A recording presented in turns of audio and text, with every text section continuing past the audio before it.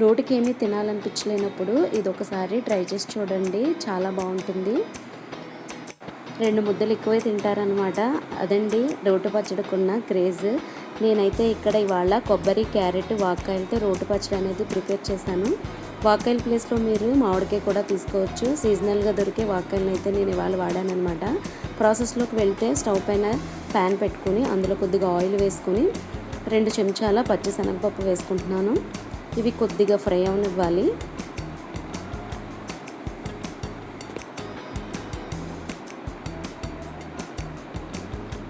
దీంట్లో 2 చెంచాల మినపప్పు కూడా వేసుకుని రెండు కలుపుకొని ఫ్రై చేసుకోవాలి.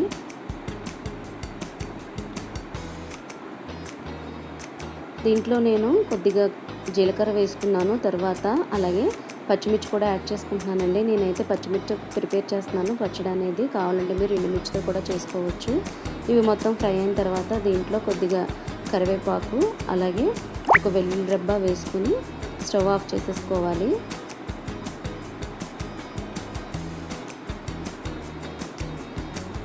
పోపు చల్లారిన తర్వాత దీన్ని మనం మిక్సీ గిన్నెలోకి తీసేసుకుందాం.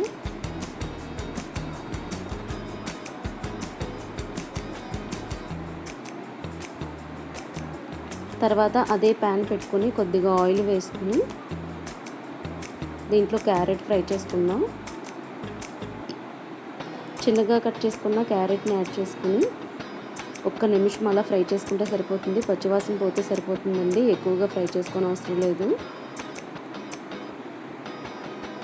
చిన్నపిల్లలు ఎక్కువ క్యారెట్, కొబ్బరి తినడానికి ఇష్టపడరు కదా, కానీ అవి ఆరోగ్యానికి చాలా మంచిది. మనం చిన్నప్పటి నుంచి అలవాటు చేయాలన్నమాట.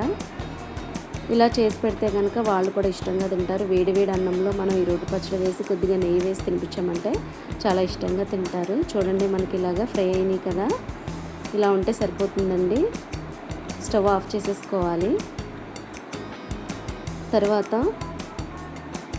మిక్సీ గిన్నెలో చిన్నగా తరిగి పెట్టిన కొబ్బరి ముక్కలు వేసేసుకుని అలాగే వాకాయ ముక్కలు కూడా దీంట్లో వేసేసుకోవాలి. చల్లారిన క్యారెట్ని కూడా దీంట్లో వేసేసుకుని తగినంత ఉప్పు వేసుకుని అవసరమైతే కొద్దిగా వాటర్ వేసుకుని మనం బరకగా పచ్చడిని గ్రైండ్ చేసేసుకోవడమేనండి.